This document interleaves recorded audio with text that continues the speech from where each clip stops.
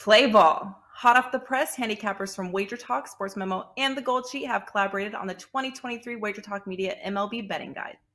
From World Series odds to regular season win totals and everything in between, this year's betting guide features previews on all 30 teams, all 6 divisions, and season-long awards like the Cy Young, MVP, and Rookie of the Year. Each preview contains key roster acquisitions and departures to help you get up to speed before opening day. Visit wt.buzz/MLB23 to download your free guide, and we'll see you in the batter's box.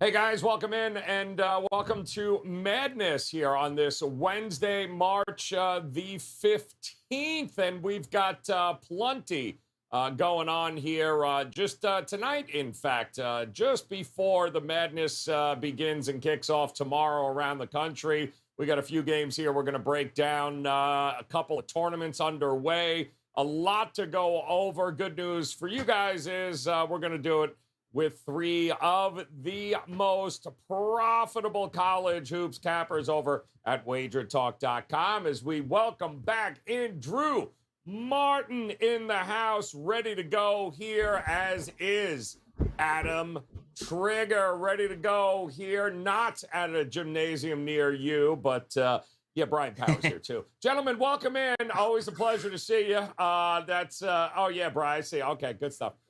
So Drews, kick us off, man. Talk to me. You got, I know you're locked, you're loaded. You've been diving into all the numbers here. What do we got up at Wager Talk, getting ready for March Madness here tonight?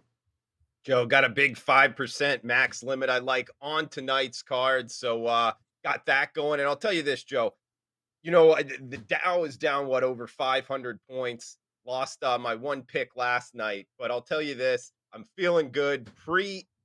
Little pre-appetizer of the tournament starting tomorrow. So happy to break down these games with you, buddy. All right, good. Refresh me there, Drew, if you can, and we'll be good to go. And also, Adam Trigger, I know you have been feverishly trying to get this thing rolling. Talk to me, man. What do you got tonight for us? Yeah, so just a quick reminder. If you're in upstate or in the Northeast and you want to hang out and watch games this weekend, I'll be at the Turning Stone. Brian Power will be there. CT Betts will be there. Mark Zinno, others. We're just hanging out for 3 days and watching college basketball. What could be better than that? Nothing is the answer.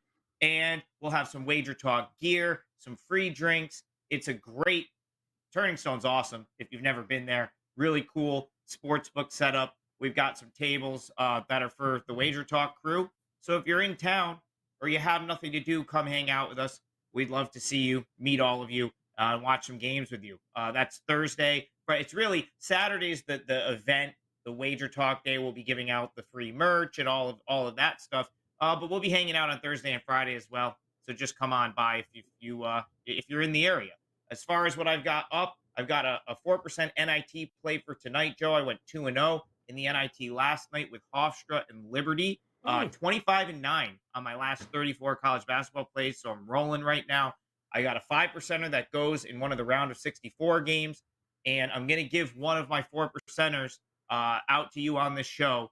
That's a game that goes Friday. Looking forward to breaking these games down. It's March Madness. There's nothing better. God, there's really not. Verona, New York will never be the same. Shout out to Eastern Washington for the outright win last night. Thank you very much. I feel like I'm missing something. All right, so why don't we just... Brian Powers. I'm sorry, Brian Power. Always a pleasure, my man. What's going on with you over at Wager Talk? I feel like it's been a hot minute. Not long enough. Yeah, I missed you. I missed you too, Joe. So it's been it feels like it's been forever. I'm glowing a little bit here on the sides. If you could see, I apologize. Very sunny day here in Cleveland, but I'm sure it's going to be sunny in upstate New York, too. As Trig mentioned, I will be making the trek to the Wager Talk meet and greet for Friday. Will be my arrival, Joe. I know you'll be patiently waiting. But as for the NCAA tournament, those who are patiently waiting for that, I, too, have a 5% play locked and loaded for the round of 64. I'm on an 11-3 run with 5% plays going back to late December. That's, I believe, still number one at the site. We also have several plays already posted for Thursday as well. You can get a lot of people jumped on that 5% play when it was just $9 on Monday. The good news is now that it's back up to 35 for just $4 extra, you can get the rest of the four. You can get the rest of the first round winners, Joe. So I'm feeling pretty good. 12-6 last 18 in college hoops, up 37 units in college hoops since late January, and excited to break these games down.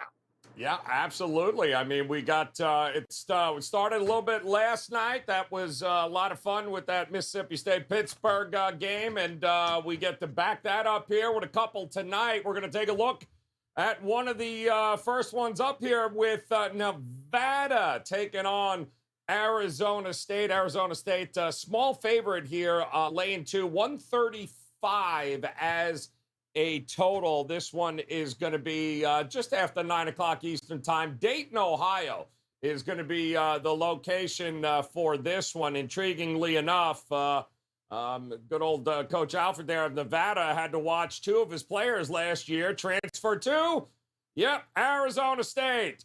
So this should be an awful lot of fun here tonight. And what are we thinking, Drew? To me, do you have any idea which Arizona State team shows up tonight? If you do, Drew, please share with us so we can back it. Well, I think it's the better of the 2 Arizona State's teams, Joe. I really do. And to tell you the truth, this handicap for me might even be more about the Nevada side. This is a team coming into the tournament here, of course, playing in the play-in game, guys, out of the Mountain West. Remember, guys, the Mountain West went 0 last year in the tournament. So kind of ranking, conferences here coming in, I'm a little bit wary right off the top, not to mention this Wolfpack team, Joe. They've lost their last 3 games, both straight up and against the spread, guys, by more than 30 ATS points. That's of course, against the closing spread. They lost by 30 more points as the favorite than the odds makers were pricing them. So if that doesn't spell over price coming into the tournament, I really don't know what does. In this Arizona State team, I had them circled as actually bet on, Joe, coming in. I know they ran into Arizona there in the Pac-12 tournament, but I actually thought they had an outside chance to win the Conference of Champions tournament, and they wouldn't have been playing in this play-in game. But here, we find them. I think it's Bobby Hurley's time to kind of shine right now. We get them at a short number, -2. I actually think they're the more athletic team. I think they're the more talented team. I think Arizona State wins this larger than the experts think. I think bet forks up here on the Sun Devils as the side, Joe. It's intriguing, Trig, because we've seen good Arizona State, we've seen bad Arizona State. We've also seen not great Nevada, to Drew's point, over the last, you get bounced out by San Jose State. Yikes. It's not been a great end here, but what do you think we're getting tonight between these 2 teams? Man, so I'll start with this. I make Nevada the favorite here for what it's worth. But with that being said, I trust Nevada, Joe, as much as I trust you to not dig at Brian Power in the open of this show every week, which is not very much at all. So it's really difficult for me to bet Nevada, a team that I've they've been in my fade column all year. Now, there is nothing more dangerous than a team with new life, and that is Nevada. Drew already referenced it. They couldn't have ended the season any worse. They lose to Wyoming. They lose at home to UNLV, and they get bounced by San Jose State as a favorite in the first round of the Mountain West tournament, or their first game of the Mountain West tournament. Every person that does like bracketology or anything of the sort has said that they shouldn't be in this game. And I'm telling you, there's nothing more dangerous than that. They've had to hear it for 3 days that they don't belong in the tournament. And you know what? That doesn't mean anything here, right? Like that means absolutely nothing because they are in this game and they're here. So whether they belong here or not, they're in this game. And I don't want to go against a team that's had to hear for 3 days that they don't belong And I guess I just don't trust Arizona State much either. You even said it, Joe. What Arizona State team shows up? I don't know. It's really hard to tell, but they've been inconsistent as well. I don't really buy the Mountain West is bad in the NCAA tournament argument, and I'll give you the reason why. The Mountain West is always that league that's sort of in. They're not mid majors. They're always a multi-bid league, but they get in and they play tough games, right? Like they're almost always in these games, and they're typically the underdog. So I don't expect the Mountain West to have a huge win rate in the NCAA tournament because they'll get multiple teams, but typically they're never coming in as big favorites, or at least it's very rare. So again, I lean Nevada based on the number because I do make them the favorite here, but I'd be lying if I could tell you that I confidently would pick the Wolfpack here. I really do think that this is a toss-up. I would take the team getting the points. And I did see some money to the over, which I guess I agree with a little bit. So slightly Nevada, slightly an over, but you're not going to find me with a client play on this game. It is tough to trust either of them. And, I mean, if you want to go rolling into this game, I guess it's not great news for Nevada here, Bryan, but are you buying them? You think they can put it together here and take down Arizona State? Not sure if this means much, but Arizona State, this is their third time last 6 years they've been involved in this round. So, you know, at least the coaching staff, knows what it takes to get it done. Here in Dayton. Now they have split those first two opportunities, but Nevada, let's go back to them. Obviously, the guys have outlined this, that they are probably the weakest at-large team in the field. 3 consecutive outright losses to non-tournament teams. Should be pointed out, though, Joe, 2 of those were overtime games. So it's not like they were getting blown out. But, a lot of these power ranking systems, you look back over the last month, Nevada grades out barely as a top 100 team in the country, which is not good. Looking at the matchup specifically, Arizona State, I don't think is going to be bothered by the size of Nevada. That's one of Nevada's strengths. They're one of the tallest teams in the country, but 28th in the country defensive efficiency, or is Arizona State. Nevada, their shot selection is not very good if you look at the shot quality numbers.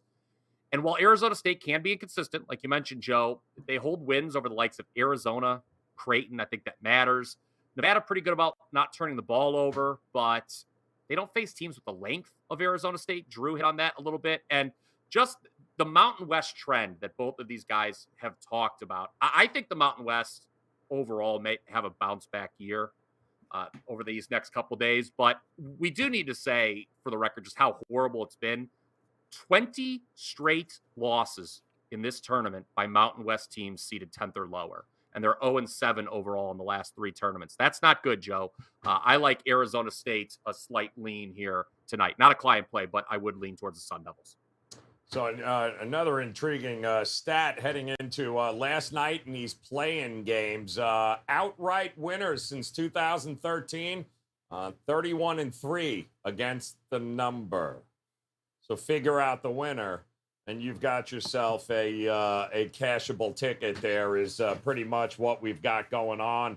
Should be a good one, though, here tonight. Nevada taking on Arizona State. We got a few other games here going on. NIT will be the focus for us here as, oh, Christ, Oklahoma State is getting ready to take down Youngstown. Please, I just want this to be over already. Oklahoma State now 5.5.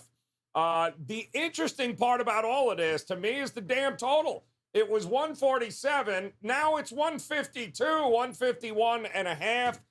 Have these people actually seen Oklahoma State try to shoot the ball? Holy God. But 7 o'clock here, Drew, NIT, it's always been for me. Who wants to be here and who doesn't? Tough, not always easy to figure out. But my goodness, Youngstown State, boy, they are going to be a handful for Oklahoma State here. Do you have a lean one way or the other on this? Yeah, they might, Joe. And you bring up the total. I want to hit on that because, some people talking about coming into March Madness, maybe look towards the unders. That's the way it's been going, the last 4 or 5 years in the NCAA tournament, Joe.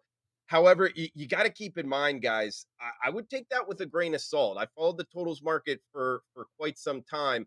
and they're calling fouls differently this year than they have the last 4 or 5 years. So just keep that in mind, guys. Plus the fact this being an NIT game, secondary tournaments in the NCAA tournament, very different in terms of atmosphere, the way these coaches go after it, the way they get back on defense sometimes. And if you go back and look at yesterday's results, keep in mind they go like one day, then the next. That's kind of the round for the NIT. There was a lot of scoring yesterday. So I almost think the market coming into this totals wise is betting on more overs. That's the way I look at the total, Joe. Sidewise for this one, Oklahoma State comes in as, I believe, the first team left out of the NCAA tournament, therefore getting the #1 seed in the NIT. However, they're not at home here, guys. This is in Youngstown, Ohio.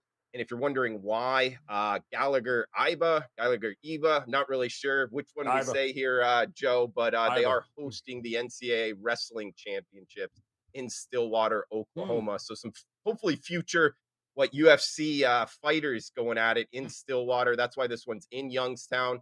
But the Horizon League champs, they're 0-4 against the spread in their last 4 games, Joe. That's what makes me worry about Youngstown State here. And you bring up the motivation. I feel like if Oklahoma State is motivated, they're the more talented team coming from the Big 12. In my opinion, the best college basketball conference this year. So if they're ready to get after it, which is kind of a tricky handicap this time of year, I do think Oklahoma State is the play. It's a tricky handicap for me overall, though, Joe. So it's not one that I bet on. It is a tough one. And what do you do, Trig? You saw Youngstown State. They only lost, I think, 2 games at home this year. So it's certainly a bonus that they didn't expect that they'd be getting to host Oklahoma State. But their defense went away towards the end of the season here for Oklahoma State. So can Youngstown State drop a whole bunch of points on them and get this done here tonight? Well, I do lean toward the over with Drew, but it's more because I think Oklahoma State's going to have an absolute field day at the rim here. I was sitting next to Bryan Power in Youngstown, Ohio, at the Milwaukee game when I would have to say at least 6 or 7 times in the first half of that game, Youngstown State completely lost the guy going to the rim for an easy layup, and that's actually not just unique to that game. That's happened quite a bit to them. And Oklahoma State, while they're not great offensively on paper, you got to remember they're running offense against the Big 12, which Drew already pointed out is a far superior conference. I don't think Oklahoma State's going to have any trouble running their offense against Youngstown State, who is just not good defensively. They lose track of guys. They blow assignments. It's just not a good defensive team. Now, what they do have going for them is the fact they're playing at home. I don't know if it's $2 beer night. I'll leave that to Bryan, but he can attest to how long that line was and how turned up that crowd got when we were there. But it will probably be a pretty full building. They've gotten a great crowd at just about every home game this year. And I've got to imagine that a team like Oklahoma State coming to town is going to get the people to show up. They don't get big name teams in that building very often. So here's the thing, and you really have to figure out motivation on both sides, right? Because Oklahoma State, yeah, they were one of the last teams left out. But if this is a situation where they're getting whatever they want at the rim, we could see a Toledo, Michigan here where, like, I don't know that Michigan really cared all that much last night, but it came so easy. Toledo couldn't guard them. They put up 90. They won and covered. I'm concerned, and this is kind of my argument against taking Youngstown State, a team that I was high on this year. I'm concerned that might be the case here, where Oklahoma State's just doing whatever they want in the paint. And if Youngstown State's not knocking down shots, they get down big, and it's hard for them to come back in the game. So it's really, really tough. You really have to play like locker room psychologist here to figure out a side. I mean, because Youngstown State, they were the team in the Horizon, and they really have to feel like they missed out on an opportunity to go to the NCAA tournament. So you have to wonder if they even care about being in the NIT, because last week they were the 1 seed in the Horizon League tournament. They needed to win 2 games on a neutral floor to get to the final, and they got rolled by Northern Kentucky. And again, they couldn't guard Northern Kentucky off the dribble. Northern Kentucky did everything, whatever they wanted off the dribble, they got in that game. They blew them out. And I just worried that the caliber of player on Oklahoma State is better by far than what they see in the Horizon League, and they might just be too much. So again, I'll kick it over to Bryan to see if he can make sense of this one. I guess I lean to the over because I think Youngstown can score, and I think Oklahoma is going to do whatever they want in the paint here. 5 of the last 6 road games for Oklahoma State certainly have been flying over the total because they're certainly not playing any defense here, Bryan. But what do you, what do you think? I think it's a great game to bet live because I think we'll know right off the bat what kind of Oklahoma State effort we're going to get here. What way are you leaning tonight here?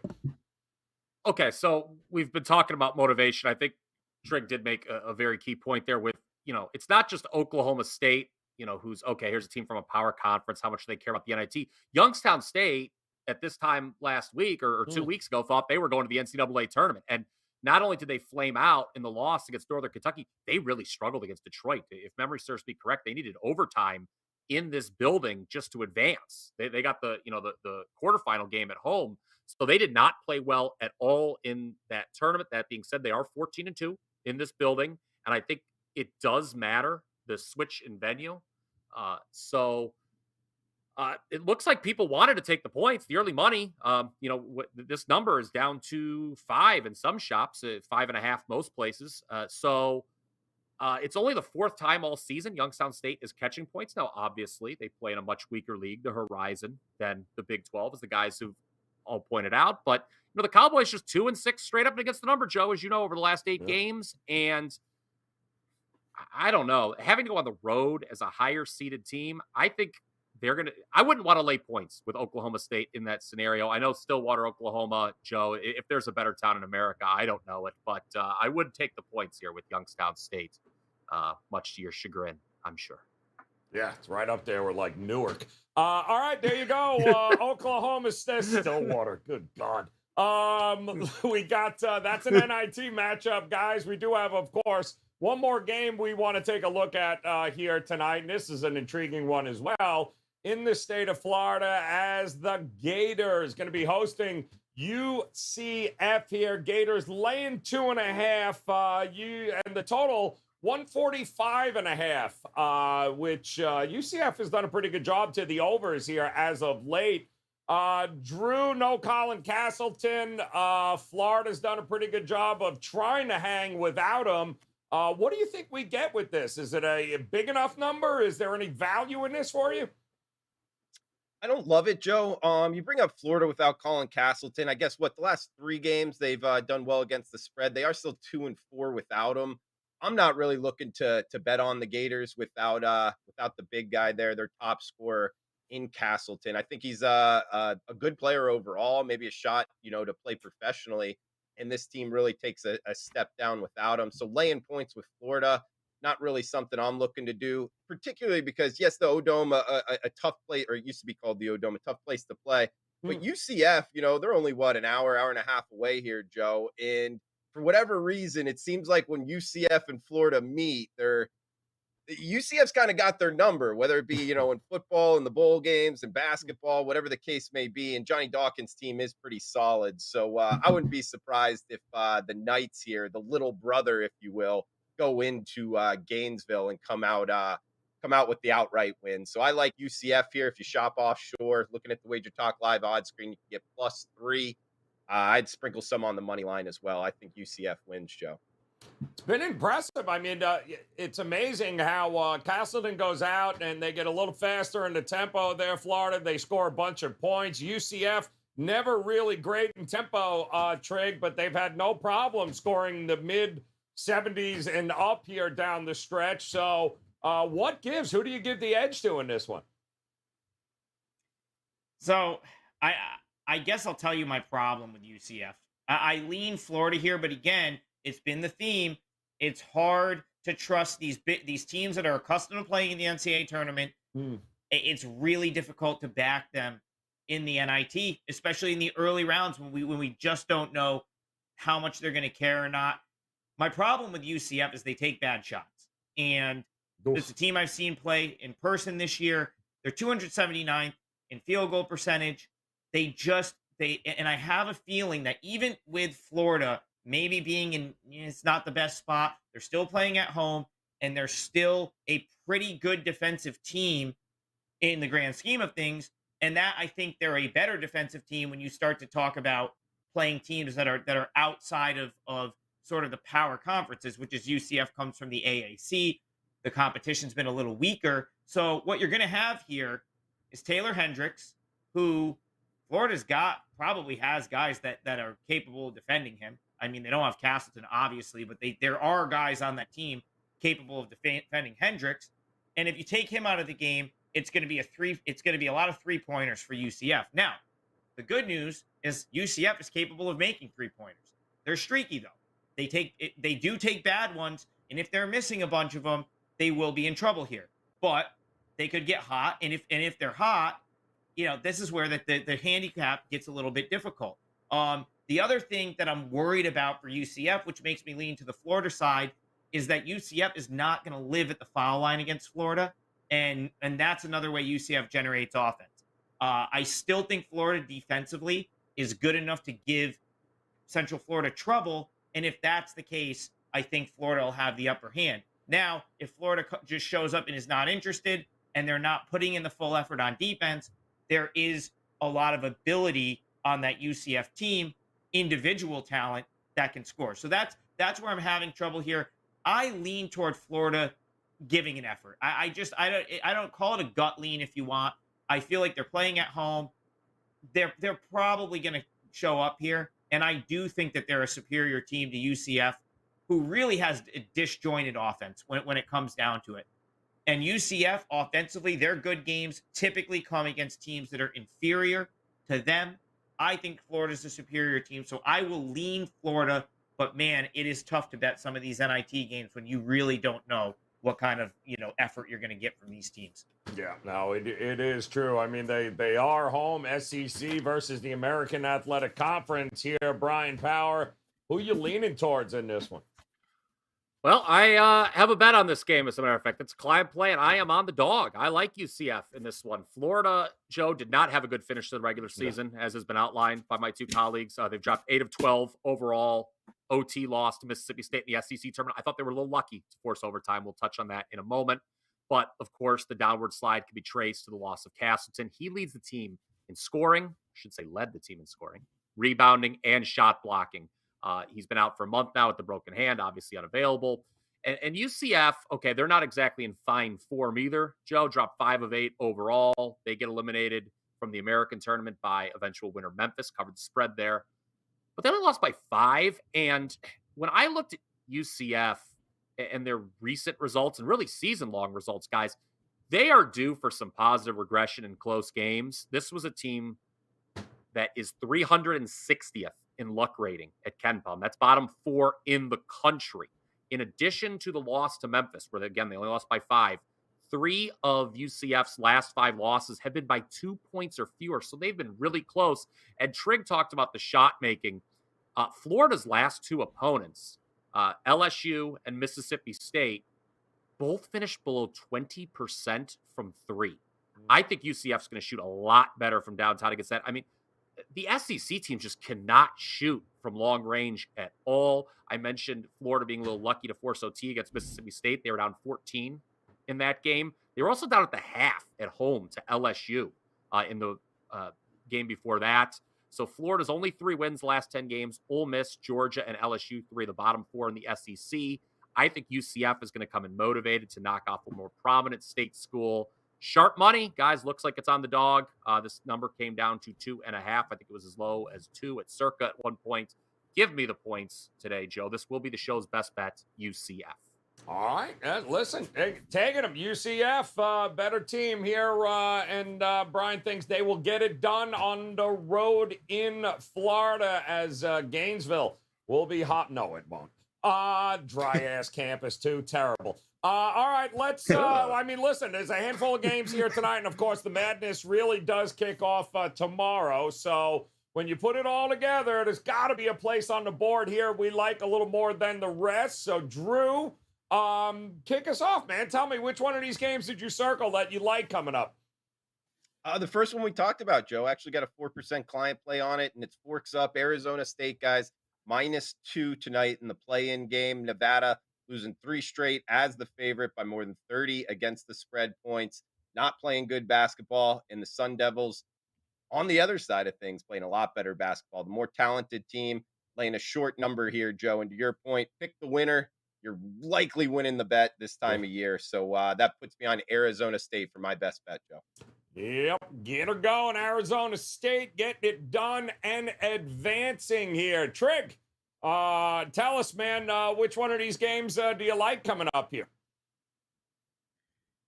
Joe, I only have one strong take on Wednesday's board, and it's the 4%er that I put up on my page for sale. So I'm going to go to Friday and give you one of my NCAA tournament 4% plays, and that's Florida Atlantic.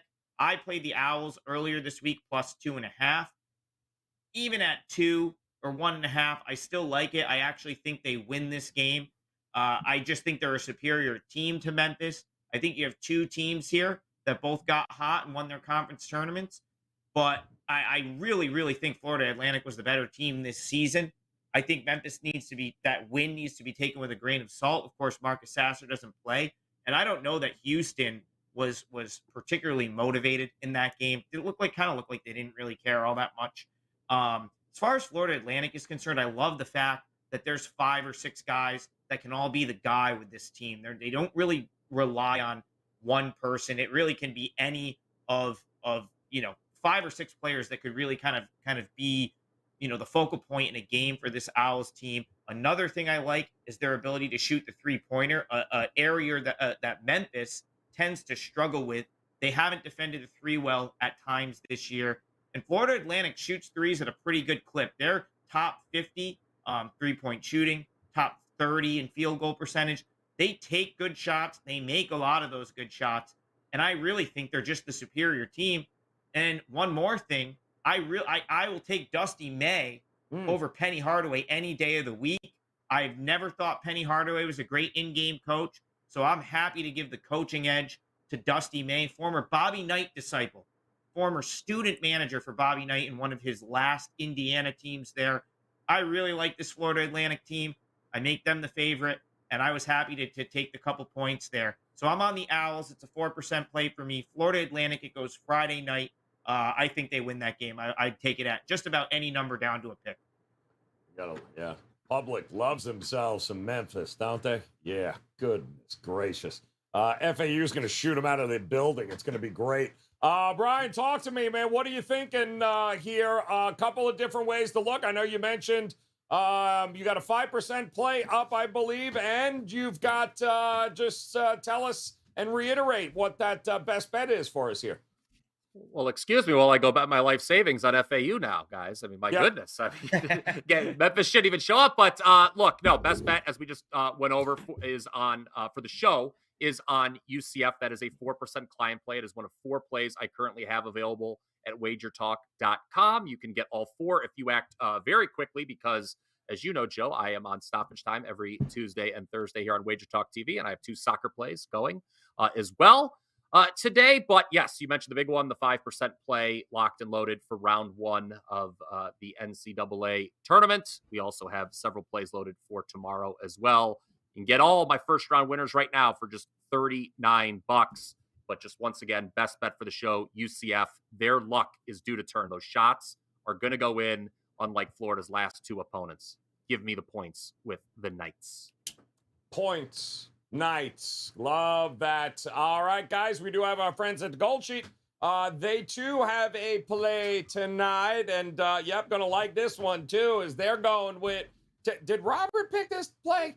Texas Southern is what we got tonight, taking on FDU. He is not messing around. Texas Southern has made the tournament now 4 times in the last 6 years, going 3-0 in Dayton, while TCU has played the number 4 non-conference schedule.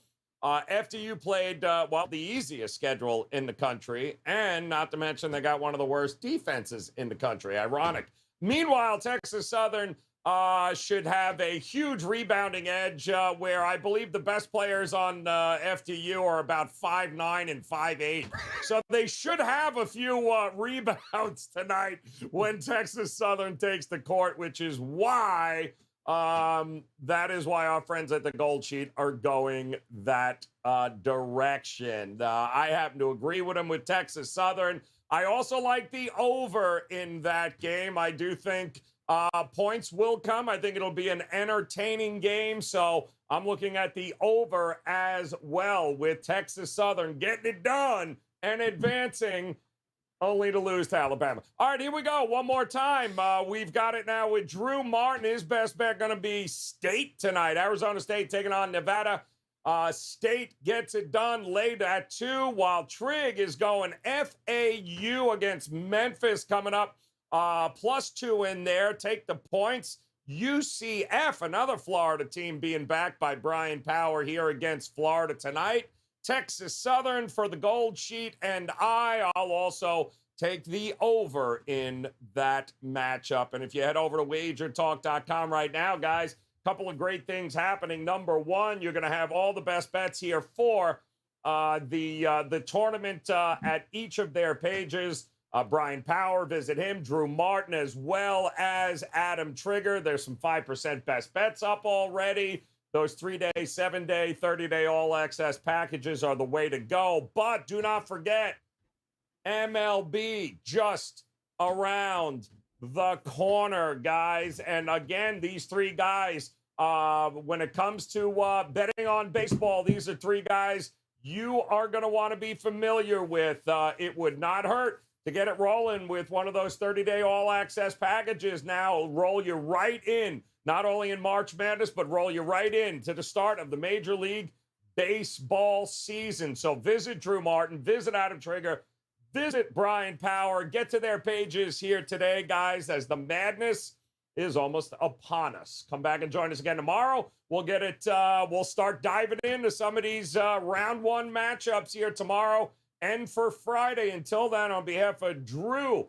Adam, and Bryan, we appreciate the time. Best of luck with all the plays tonight, guys. We'll talk to you again tomorrow. Good luck.